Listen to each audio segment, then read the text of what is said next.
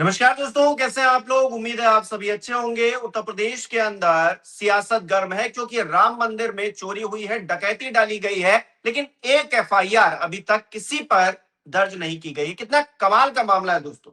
एक विधायक है समाजवादी पार्टी के, वो कंगना रनौत को लेकर एक बात कह देते हैं, टिप्पणी कर देते हैं, उनके ऊपर तुरंत एफआईआर दर्ज हो जाती है। लेकिन इतना बड़ा मामला, करोड़ों सनातनियों हिंदुओं की आस्था का केंद्र राम मंदिर, वहां पर इतना बड़ा घपला घोटाला हो गया, आरोप लग रहे हैं। और जो लोग पद पर बने हुए हैं वो क्यों बने हुए हैं, ये सवाल पूछा जा रहा है। एफआईआर क्यों नहीं दर्ज हो रही, ये सवाल पूछा जा रहा है। लेकिन जवाब के नाम पर क्या हो रहा है, योगी आदित्यनाथ जी अयोध्या जा रहे हैं और कह रहे हैं कि चंपत राय हमारे कार्यक्रम से दूर रहेंगे, यानी कि जिस पर आरोप लग रहे हैं सियासी तौर पर, हम उससे दूरी बना लेंगे, लेकिन उसके खिलाफ ना कोई ऐसी जांच करेंगे, कठोर उससे पूछताछ करेंगे, ना एफआईआर दर्ज करेंगे। ये कैसा मामला चल रहा है देश के अंदर, अपने आप में सवाल खड़े हो रहे हैं। इसी को लेकर बातचीत करेंगे। केपी मलिक जी बृहस्पतिवार हमारे साथ जुड़े। सर, बहुत बहुत स्वागत है आपका।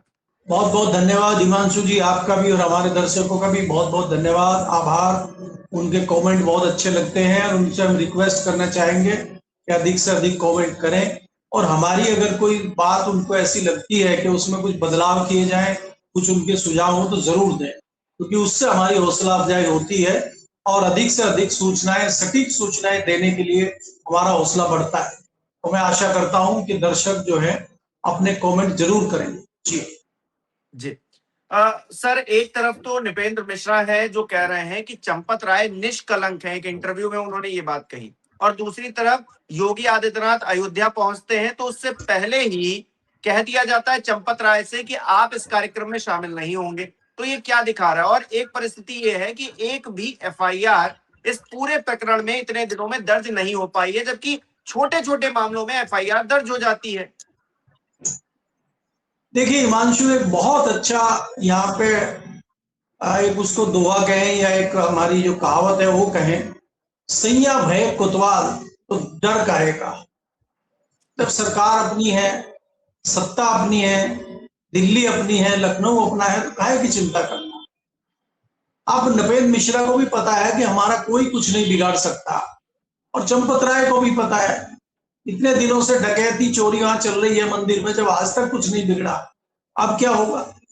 ये कोई नया मामला नहीं है और ये कोई छोटा मामला नहीं है, और इसमें कुछ हो भी नहीं सकता, क्योंकि ये लोगों की आस्था से जुड़ा हुआ मामला है। और इसमें कोई सटीक चीजें आपके सामने इसलिए भी नहीं आएंगी क्योंकि इसमें कई लोग गुप्त दान भी करते हैं। मंदिर का मामला है, कोई सबूत नहीं है।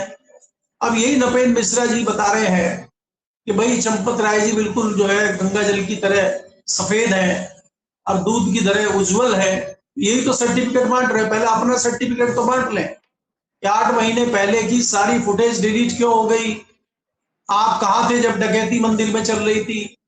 तो ये सब मौसेरे भाई हैं, एक थैली के चट्टे बट्टे हैं। तुम मुझे बचाओ, मैं आपको बचाऊं, तुम मुझे पंथ कहो, मैं आपको निराला, तो दोनों का खेल होगा बढ़िया उजाला, है जी। तो ये कर रहे हैं। दूसरी बात ये है कि एसआईटी बनी, एसआईटी किसको रिपोर्ट देगी, एसआईटी का क्या होगा, एसआईटी का बॉस कौन है, ये सारा घालमेल है।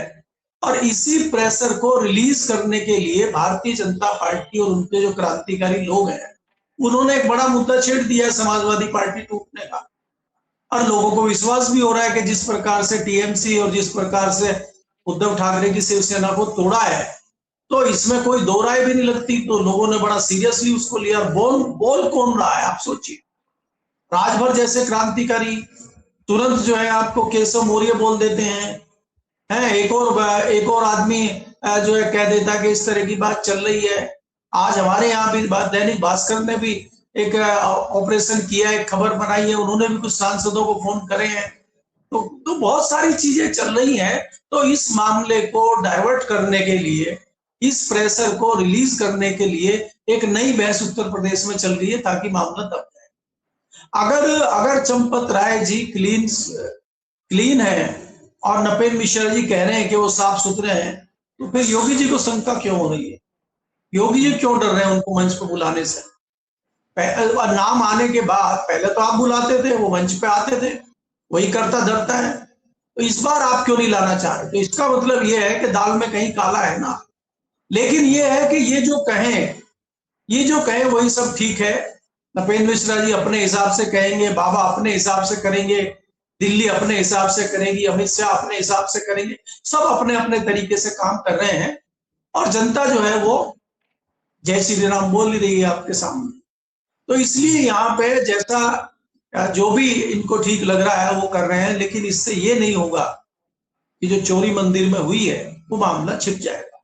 ये बहुत बड़ा मामला है। शुरू में आपने देखा लाखों से शुरू हुआ, फिर करोड़ों में आ गया और अभी ये हो गया कि 1400 करोड़ तक पहुंच गया, यानी कि हमने पहले कहा था कि ये अरबों का मामला है। दूसरा क्या है कि एसआईटी रिपोर्ट में भी ये आया है कि सोने और चांदी का रिकॉर्ड ही नहीं मिल रहा है, जबकि आप देखिए कि 89 से वहां पे जो शिलाएं थी चांदी की वो पहुंचनी शुरू हो गई थी और तब से चंपत राय कुंडली मार के वहां बैठे हुए हैं। तो तब से ये खेला चल रहा है। जब इतने सालों में कुछ नहीं हुआ, भाई आप जोड़ लीजिए 89 और आज 26 चल रहा है, मतलब 35-36 साल हो गए हैं, अभी तक कुछ नहीं हुआ, तो अब क्या अनोखा हो जाएगा। तो इसलिए ये तो इन्होंने सोच लिया है कि यहाँ कोई कुछ बिगाड़ नहीं सकता, जो चाहे करें। जब सरकार हमारी है, सीबीआई हमारी है, ईडी हमारी। आप दुर्भाग्य देखिए हिमांशु जी कि छोटी से छोटी बात पे एफआईआर हो जाती है और यहाँ इतना बड़ा मामला हो गया, आज तक एफआईआर नहीं हुई। हम तो ये सुनते हैं कि एफआईआर हो गई है, एफआईआर हुई और उसके बाद जांच शुरू हो गई है और एसआईटी बन गई है, एसआईटी जांच करेगी। यहाँ एसआईटी बन गई, जांच शुरू हो गई, एफआईआर का कोई अता पता नहीं। अभी खबर आई है आज ही के समाजवादी पार्टी के कोई सांसद हैं, उन्होंने भारतीय जनता पार्टी के एक महिला सांसद पर टिप्पणी कर दी, खटाक से उनके खिलाफ एफआईआर हो गई। देखिए कितना बड़ा मामला है। मंदिर का मामला छोटा है और टिप्पणी करना बहुत बड़ा मामला है, इसलिए तत्काल उनके ऊपर एफआईआर हो गई।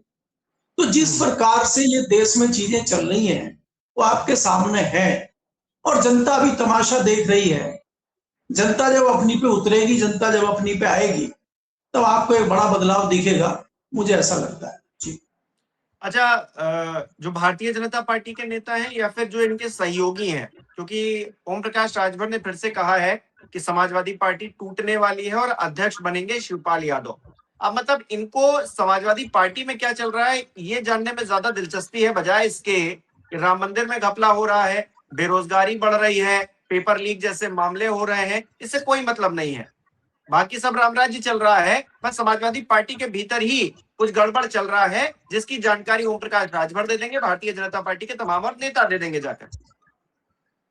देखिए हिमांशु, अगर आप देखें, चाहे वो राजभर हो, चाहे संजय हो, संजय निषाद हो, राजभर हो, ओम प्रकाश राजभर जो है, और चाहे केशव मौर्य हो, इनके तार सबके एक जगह जुड़ के जाके जुड़ते हैं दिल्ली में।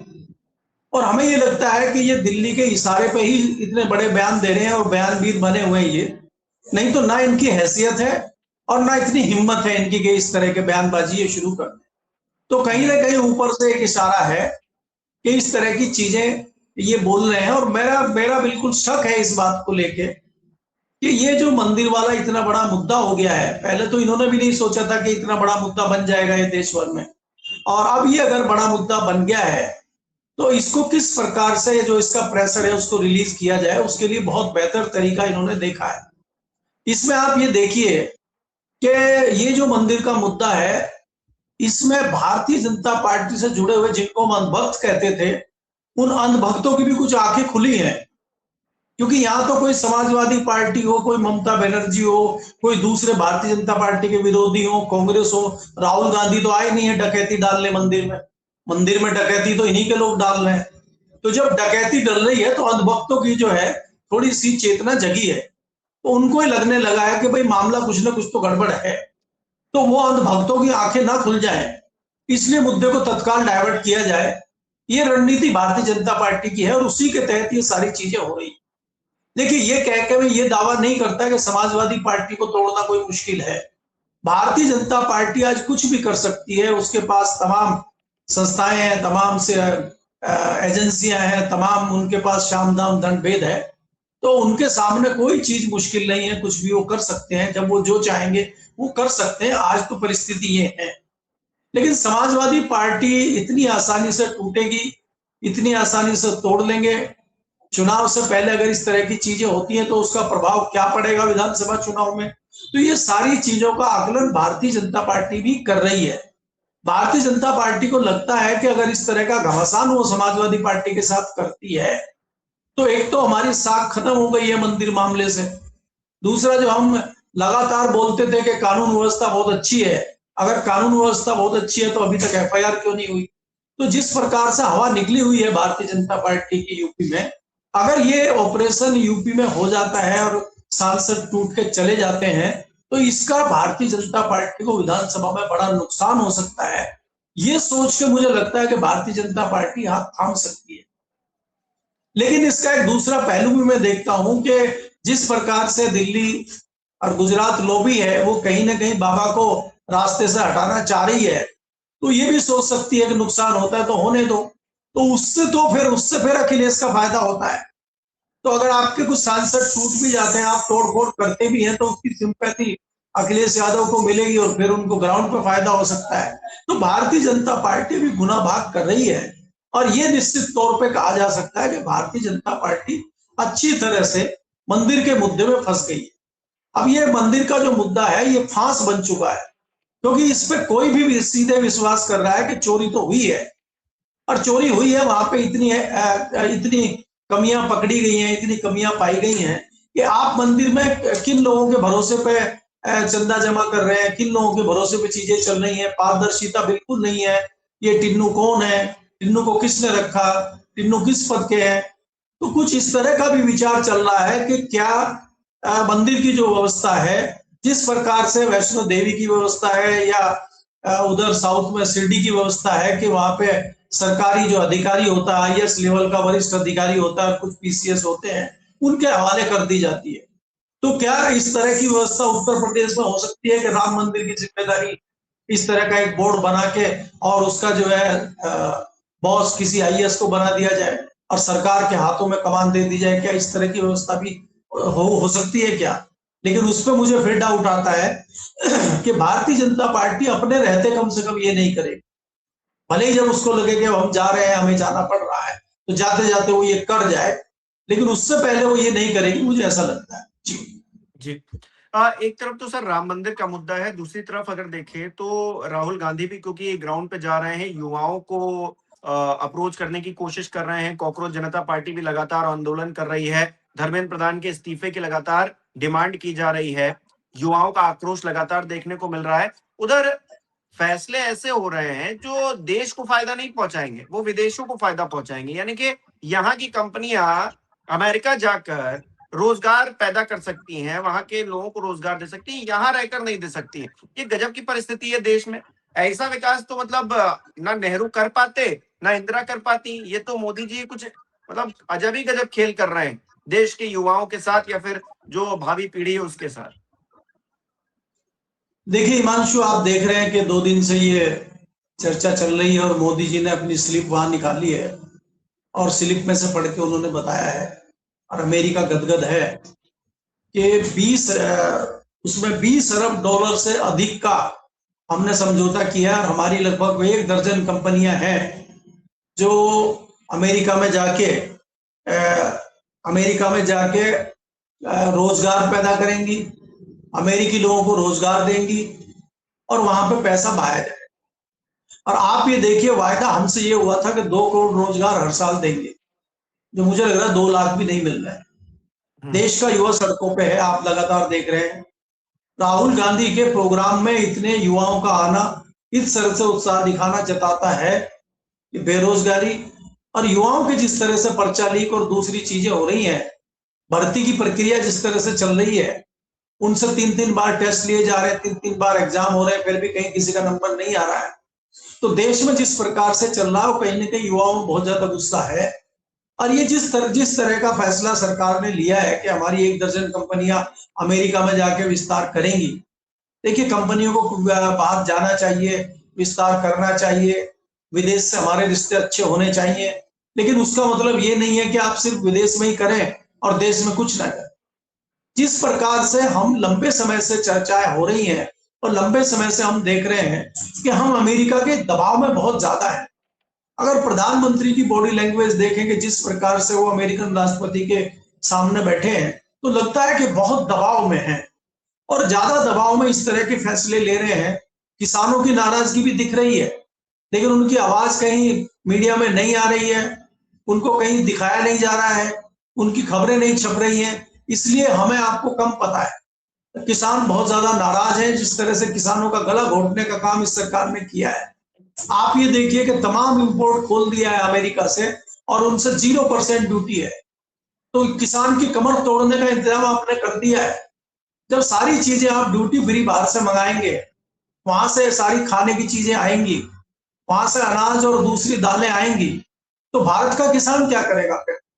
तो क्या भारत के किसान को बर्बाद करना चाहते हैं? तो इस तरह के बहुत सारे फैसले हैं जो सरकार के फैसले जनता को समझ नहीं आ रहे हैं, और उसमें अलग अलग वर्ग की जनता है, चाहे वो किसान हो, चाहे वो युवा हो, चाहे वो बेरोजगार हो, सब कहीं ना कहीं खफा दिखाई देते हैं। लेकिन सरकार है तो चुप्पी साध के बैठी हुई है। वो कितना आप कितना विरोध करिए, कितना उनको झकझोरिए, उनको कोई फर्क नहीं पड़ रहा है। आप देखिए ना, चंपत राय हिलने को तैयार है और ना धर्मेंद्र प्रधान हिलने को तैयार है, और जांच दोनों जगह जबरदस्त चल रही। वायुसेना का जहाज पर्चे लेके पहुंचता है, वायुसेना भी आ गई है उसमें, सेना जरूरी है। हो सकता है कल से सेना वहां राम मंदिर में भी लग जाए, सेना काम करेगी, लेकिन चंपत राय जी नहीं हटेगी। तो इसी तरह जैसे धर्मेंद्र प्रधान नहीं हट रहे हैं, वहां एयरफोर्स आ गई है, तो इसी तरह से यहाँ पे भी कुछ हो जाएगा, ये हटने वाले नहीं। जब तक कुछ मामला जो है इनके सिर के ऊपर से ना आ जाए, तब तक ये हटने वाले नहीं है, ये देश में चलता रहेगा। जी जी, बहुत बहुत शुक्रिया सर हमारे साथ जुड़ने के लिए, तमाम बातचीत के लिए। हमारे दर्शक किस तरह से देख रहे हैं कमेंट करके जरूर बताएं। इस वीडियो को लाइक करना, शेयर करना मत भूलिएगा। हमारे चैनल को सब्सक्राइब नहीं किया तो वो भी जरूर कीजिएगा। बहुत बहुत धन्यवाद।